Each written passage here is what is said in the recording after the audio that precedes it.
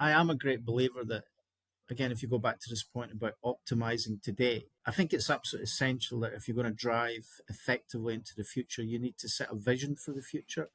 And that's, I suppose, what I've been doing the last 10, 20 years, trying to think ahead and then mapping out the steps to that vision of the future. I think just trying to nudge yourself forward is not really the way to get a comprehensive shift. And of course, for years we've been talking about, are we evolution or, are we just kind of, is it kind of evolution? What's it, evolution or that's the word? Yeah, yeah, evolution or revolution. And yeah, yeah.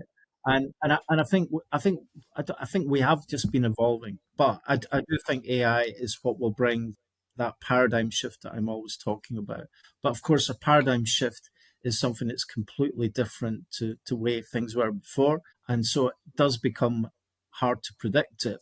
But back to what is a pragmatic futurist, I suppose it's about being on the tool. So I'm involved in all of my projects at the coalface. And so it's fantastic trying to shift the dial on what we do.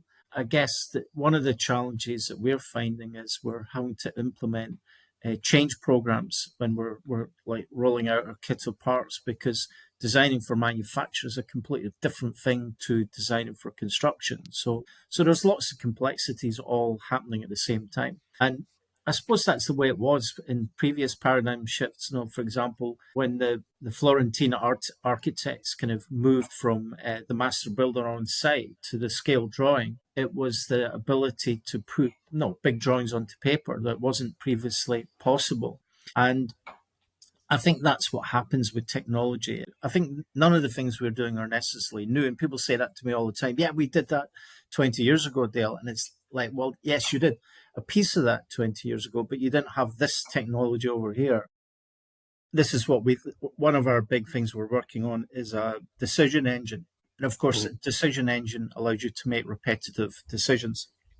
And an example I use all the time, James, is a staircase takes 150 decisions. Now, those all get made from our mind. So if you want to know why we get so many RFIs from site, it's because we've missed a few because we're not fans of checklists and all the other things that we might use. So I think there's some pretty low-hanging fruit that we can use to take away the bulk of the decision-making on projects, to really laser focus on the project issues and then program issues. And we're doing a program of work with the Environment Agency that is incredibly exciting, because that's exactly what we're doing. We're trying to say, well, what are the challenges we see on projects and what are the challenges we see at program, and how do we bring the best of these two scenarios together to make it much faster to go through the process.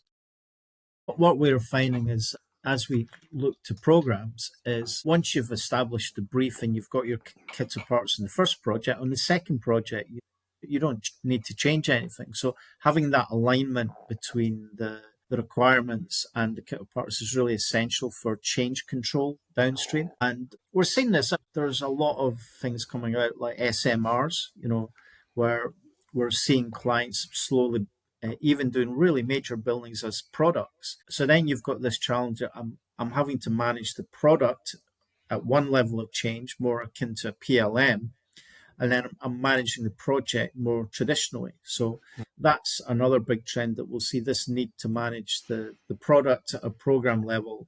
And then, I mean, imagine if there was a 3-year design period and something changes in the product, then you've got all that challenge of, well, hold on a minute, are we going to take this product change into the project when the project's halfway through? I mean, it's when a car takes 90 minutes to do on the production line, it's a completely different kind of product to customization process, if you like.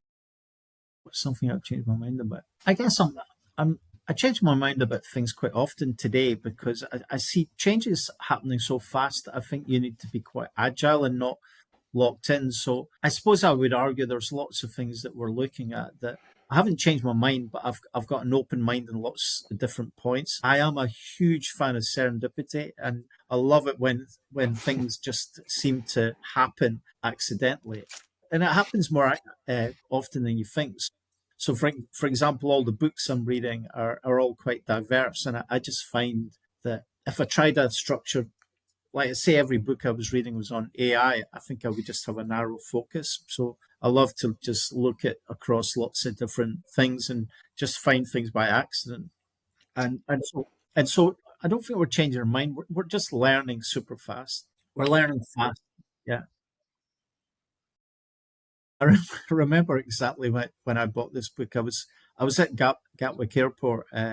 Got about must have been 10 years ago or something, and I was looking for something to read on the flight. And I bought this Harvard Business Review on decision making, and I read it over the holiday, and it just blew my mind about how little we know in our business about making decisions. We are horrible at recording decisions. We might record what decision was made, but we very rarely record why. And I think one of the things that we're, as a team that we do quite well just now is we look at options. So again, we don't dismiss options. We lay out all the options and maybe find the boundary conditions, then come in and say, right, well, maybe these are the three options that are most likely to work. So we'll do pros and cons again to try and get a feel. And then we'll do a scoring system so that we're moving from subjective to objective.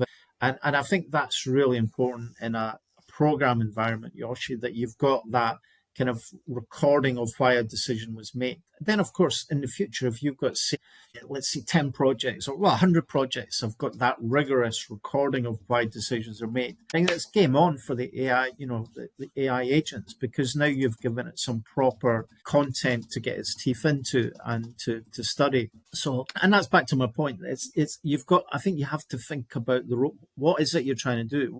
What is AI being used for? And there's no point just say, oh, we're going to use AI, it's going to change the world. It's like, what is it going to be used for? So I still do a lot on decision making, and that was definitely after that. I think I bought at least a dozen books on decision making, and I still do. So as I was thinking of that question, I did come across that maybe I was going to get asked it. So yes, I think it's quite interesting. If you I sometimes look back at things that I was doing 5 or 6 years ago, and I think things change much slower than we think. So I still think the logic of what we're doing about moving to manufacturing from construction, moving from projects to programs, and then AI kicking in will mean that we will, in 10 years' time, we will definitely have a paradigm shift in the way that we do things. But I don't see that as a threat. I find that incredibly exciting because we'll be able to deliver more projects. We'll be able to deliver more science into projects. So we'll be able to make our buildings better, new materials, less carbon, and so on and so forth.